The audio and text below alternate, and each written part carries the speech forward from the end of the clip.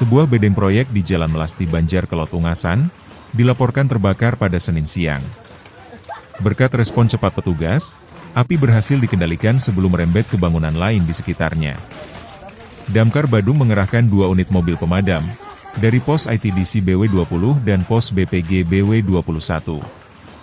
Proses pemadaman dan pendinginan berlangsung sekitar 1 jam 30 menit, hingga kondisi dinyatakan aman dan api sepenuhnya terkendali.